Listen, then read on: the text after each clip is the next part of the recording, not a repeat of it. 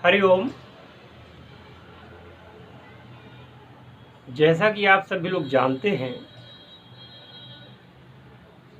आषाढ़ का महीना चालू हो गया है और इसी आषाढ़ मास में गुरु पूर्णिमा आती है। तो सभी को सूचित करता हूँ कि गुरु पूर्णिमा पर हम शिविर की व्यवस्था कर रहे हैं, लेकिन बहुत ही कम लोगों को मौका दिया जाएगा, क्योंकि हमें लॉकडाउन का भी पालन करना है और अभी लॉकडाउन हटा नहीं है। हालांकि आयोजन तो करेंगे, लेकिन सोशल डिस्टेंसिंग का ध्यान रखने के लिए हमने ये विचार किया है कि जितना कम हो सके उतने कम लोगों को इसमें भाग लेने का मौका दिया जाए। इसलिए अपना स्थान सुरक्षित करने के लिए अपना पंजीकरण अवश्य करवा लें, और समय से पंजीकरण हो जाएगा तो आपको आने का मौका भी मिल जाएगा। क्योंकि गुरु पूर्णिमा एक ऐसा मौका होता है जब गुरु अपने शिष्यों पर ज्ञान का खजाना लुटाता है, प्रवाहित करता है, और गुरु के गुरुओं, उनके गुरुओं, महागुरुओं की जो श्रृंखला है, इस गुरु पूर्णिमा पर सभी का आशीर्वाद प्राप्त होता ही है। तो इस बात का ध्यान रखें कि आपको समय पर अपना पंजीकरण करवा लेना है। जहाँ तक साधना के क्षेत्र की बात है, एक बात ध्यान आ गई कि आप लोग देख रहे होंगे कि बहुत दिनों से हमने YouTube चैनल पर इस पर वीडियो नहीं डाला था। इसलिए कई लोगों के फ़ोन भी आने लगे और लोगों ने पूछा भी कि आप वीडियो क्यों नहीं डाल रहे हैं। उसके लिए यही मेरा कहना है कि मैं किसी साधना में व्यस्त था और साधना में व्यस्त होने के कारण वीडियो वगैरह नहीं अपलोड कर सके। आपको अगर कोई तकलीफ़ हुई हो तो उसके लिए खेद है, लेकिन जब भी हम कभी साधना इत्यादि में निरत होंगे तब भी ऐसा होगा कि हम वीडियो हो सकता है कि न डाल पाऊँ। देखिए, उन लोगों से मैं अभी क्षमा मांगना चाहूँगा जो लोग छोटे वीडियो की मांग करते हैं। ऐसा करना अपने आप में ठीक नहीं है। मैं आप लोगों को बताना चाहता हूँ इस वीडियो में कि सिद्धि लोग कैसे प्राप्त करें। जहाँ तक सिद्धि की बात होती है कि लोग कहते हैं कि हमने 15 साल, 20 साल, 25 साल, 40 साल अमुक अमुक गुरु के यहाँ हमने साधना की, सिद्धि प्राप्त नहीं हुई। तो बंधुओं, गुरु कोई एक शरीर नहीं होता है। गुरुत्व जिसमें हो वह ज्ञान का पुंज ही अपने आप में गुरु होता है, और ज्ञान का जो पुंज है वो परमपिता परमात्मा ही है। जब हम कहते हैं गुरुर् ब्रह्मा गुरुर्विष्णु गुरुर्देवो महेश्वरः गुरुर साक्षात पर ब्रह्म तस्मै श्री गुरुवे नमः, अर्थात ब्रह्मा ही गुरु हैं, विष्णु ही गुरु हैं और शिव ही गुरु हैं। यहाँ पर कुछ लोग इसका अर्थ तोड़ मरोड़ कर गलत रूप से बताते हैं। वह कहते हैं कि गुरु ही ब्रह्मा है, गुरु ही विष्णु है और गुरु ही शिव है। ये भी ठीक है कि गुरु ही शिव है, लेकिन किसी का शरीर अपने आप में गुरु नहीं है, क्योंकि जो गुरु है, गुरु का शरीर है, नाशवान है और उसमें तमाम कमियां भी हैं, अशुद्धियां भी हैं। एक गुरु में कुछ बुरी आदतें भी हो सकती हैं जो कि परमात्मा में नहीं हो सकती। इसलिए आपका गुरु कौन है? बल्कि विश्व के सभी प्राणियों का एक ही गुरु है। विश्व के सभी प्राणियों का मात्र एक गुरु है, जिसे परमपिता कहते हैं। अलग अलग नामों से लोग अभ्यर्थना करते हैं। वही परमपिता परमात्मा साक्षात गुरु है। फिर आप कहेंगे कि ये और सभी गुरु कैसे हैं?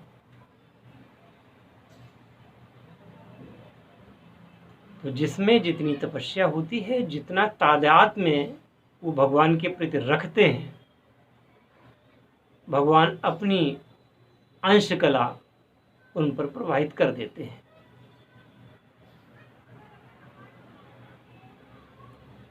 और उन गुरु के द्वारा परमपिता परमात्मा अपना ज्ञान आपको प्रदान कर देते हैं। जब आपको ज्ञान प्राप्त होता है तो आपका ये कर्तव्य बन जाता है कि आप भी उस ज्ञान को आगे फैलाएं, दूसरों को दें, बिना अहंकार के, बिना गुरुत्व की मैं गुरु हूँ, मैं ऐसा हूँ, मैं वो हूँ, ये सदा याद रखें कि यदि वो चीज़ मेरे ऊपर भी लागू होती है, मैं खुद कह रहा हूँ कि भाई मैं भी किसी का शिष्य और मेरा भी कोई शिष्य है, उस शिष्यों का भी कोई शिष्य बनेगा, उन शिष्यों का भी ये श्रृंखला चलती रहेगी। तो क्या कोई एक व्यक्ति ही गुरु हो सकता है? खैर, ये विवाद चलता रहेगा, लेकिन मेरा ये कहना है कि जिसमें भगवान की कलाएं भी निवास करती हों, जिसमें परमपिता की असीम अनुकंपा हो, वह गुरु बनने के बाद भी कभी इतना अहंकार ना पाले, क्योंकि परमपिता परमात्मा कभी अहंकार को पसंद नहीं करते। एक मुझे हंसी इसलिए आ रही है कि एक दिन एक कमेंट आता है, अभी ज़्यादा दिन की बात नहीं, कमेंट आता है। कमेंट करता का नाम लिखा था योगी आदित्यनाथ। उन्होंने लिखा, स्वामी जी हम बराबर मुंह ताकते रहते हैं कि आपके मुंह से कब कुछ निकले। आप अटक अटक करके बोलते हैं तो हम मुंह ताकते रह जाते हैं कि अब ये कुछ बोलें, तो कृपया धारा प्रवाह बोला करें। तो उनको सादर मेरा नमस्कार है। और मैं ये कहना चाहूँगा कि सबके बोलने की अपनी अपनी शैली होती है, और मैं रट्टा मार करके तो बोलता नहीं हूँ। मैं रट्टा मार करके नहीं बोलता हूँ, कहीं से पढ़ करके और याद करके रट्टा नहीं लगाया हुआ है। मेरे अंतर मन से जो शब्द निकलते हैं, मैं उन्हीं को आप लोगों से शेयर करता हूँ, बोलता हूँ। और ये तो आप जानते हैं कि जब आपके अंतर मन से कुछ प्रस्फुटित होता है, अंतर मन से जब आपको कुछ आप बोलते हैं, तो आप अटक अटक करके जरूर बोलेंगे। अगर आपने रट्टा नहीं लगाया हुआ है तो आपको सोच करके बोलना है। और बात ये कि जब हम कुछ बोलते हैं तो हम ये चाहते हैं कि त्रुटि ना हो, कहीं पर कहीं हमारे मुंह से त्रुटिपूर्ण कोई शब्द ना निकल जाए। क्योंकि मैं देखता रहता हूँ वीडियोस पर भी, लोग जानकारी तो धर्म के विषय में, साधनाओं के विषय में देते हैं, परंतु ये ध्यान नहीं रखते कि वो बहुत सारी अंड संड बातें भी किया करते हैं। और किसी का नाम लेना ठीक नहीं है, पर शास्त्रों से छेड़छाड़ करके नई नई कहानियाँ गढ़ना, उल्टी सीधी जानकारी देना लोग करते हैं। हम नहीं चाहते कि ऐसी गलती हमारे द्वारा हो। खैर, तो अब बात यहाँ पे आती है कि अगर आपको कोई साधना करनी है, साधना अगर आप करना चाहते हैं, थोड़ा सा परिवार से, व्यवसाय से, दुनियादारी से दिमाग हटा करके तब आप साधनाओं में प्रवृत्त हों तो सफलता अवश्य मिलती है। साधना पथ एक ऐसा पथ है जहां पर आप अपने से बात करते हैं। जिस समय आप स्वयं से बात करते हैं, उस समय आप विश्व के सर्वाधिक ईमानदार व्यक्ति होते हैं, क्योंकि आप स्वयं से झूठ नहीं बोल सकते। और इसी ध्यान की प्रक्रिया को रियलाइजेशन कहते हैं कि जब आप ध्यान में बैठ करके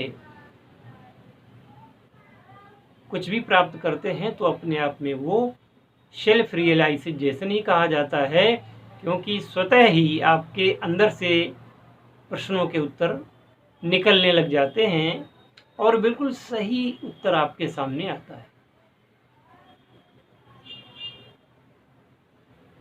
आपका ये जो शरीर परमपिता परमात्मा ने दिया है, कहा जाता है कि 84 लाख योनियों के बाद में ये शरीर मिलता है, अर्थात 84 लाख योनियों से भी सर्वश्रेष्ठ यह मानव देह है। और आपका जो हेड है, ये सिर है, इसमें दो भाग होते हैं, दो मस्तिष्क के दो भाग होते हैं। एक चेतन मस्तिष्क होता है, एक अवचेतन मस्तिष्क होता है। तो जो चेतन मस्तिष्क होता है वो आपके सिर में निवास करता है। जो अवचेतन मस्तिष्क है वह रीढ़ की हड्डी के भीतर से होता हुआ और गुदा के पास तक, पुच्छ तक जाता है। इसे लोग रीढ़ कहते हैं, पर यह वैज्ञानिकों की भाषा में यह मस्तिष्क का ही भाग होता है। और मित्रों, इस मस्तिष्क के इस भाग में, जिसे आप रीढ़ कहते हैं, सारे चक्रों का निवास इसी के अंदर होता है। लेकर के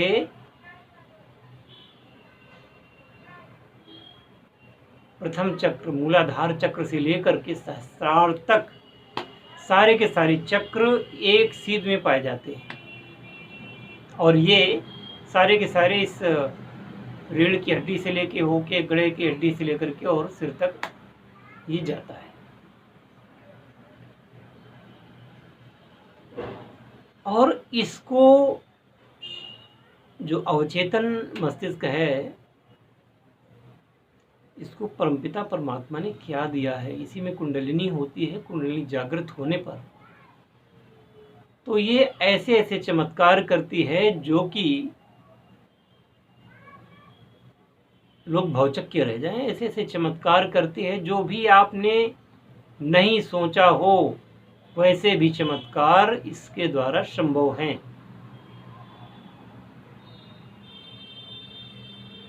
लेकिन जिसकी कुंडलिनी नहीं भी जागृत है, तब भी ये चमत्कारी कार्य ये करता रहता है। इतने चमत्कारी कार्य करता है कि आप स्तंभित रह जाएंगे। इसके बारे में हमने पुराने वीडियोज में बता चुके हैं। अगर आप पुराने वीडियोज में देखेंगे, हमारे योग के वीडियोज में, तो आपको इसकी विस्तृत जानकारी मिल जाएगी।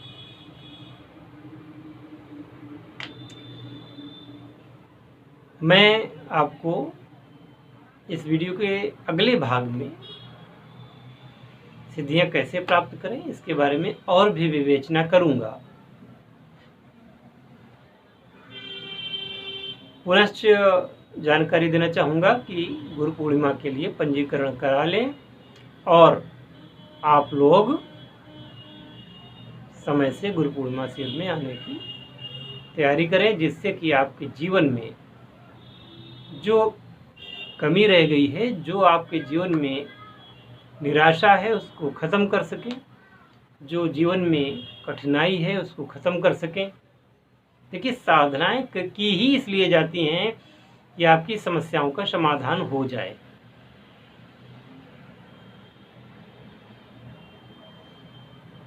साधना, देखिए ऐसा है कि बहुत सारे लोग बेवकूफ़ों जैसी बातें करते हैं। तुम इसका दुरुपयोग करोगे तो ऐसा हो जाएगा, तुम इसका ये करोगे तो ऐसा हो जाएगा। साधना एक सिस्टम है। दुरुपयोग करने वालों को दंड अवश्य मिलेगा, लेकिन जब आदमी दुरुपयोग कर रहा होता है उस समय वह स्वतंत्र होता है। उस शक्ति को, जो उसको शक्ति मिली हुई है, उसका प्रयोग करने के लिए वो सक्षम होता है। बाद में दंड उसको जरूर मिलता है। और मान लीजिए कि आपने बगलामुखी की साधना की, जो कि वाक सिद्धि प्रदान करने वाली, वाद विवाद में जय करने वाली और शत्रुओं पर विजय प्राप्त कराने वाली साधना है। अब अदालत में दो पक्ष होते हैं, दोनों को वकील करने का अधिकार होता है, और जब तक डिसीजन नहीं हो जाता तब तक आप किसी को अपराधी नहीं कह सकते। उसके लिए आरोपी शब्द कहा गया है, अपराधी नहीं। और ये भी सच है कि व्यक्ति स्वयं को कभी अपराधी मानता ही नहीं है, चाहे उसने लाख अपराध किए हो। उसको ये लगता है कि मैं ही बेकसूर हूं और मैंने जो किया अच्छा किया। अब उसको किसी ऐसे एक अवलंबन की आवश्यकता होती है कि काश मैं मुकदमा जीत जाऊं, काश मेरे साथ ऐसा हो जाए।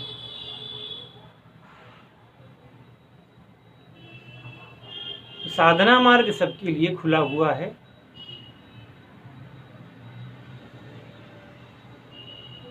दैवी कृपा सबके लिए खुली हुई है। उपयोग भी सबके लिए खुला हुआ है।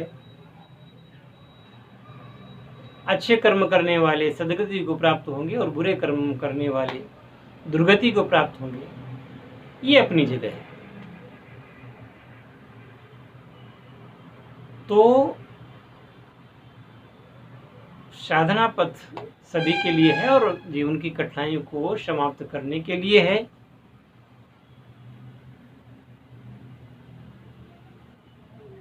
मैं यही कहूँगा कि आप साधना में प्रवृत्त हों। अगर कहीं कमियां हैं भी तो साधना के द्वारा उन न्यूनताओं को, उन कमियों को, उन गलतियों को सुधारा भी जा सकता है, उन पापों का नाश भी किया जा सकता है। अगले वीडियो के लिए प्रतीक्षा करें। धन्यवाद।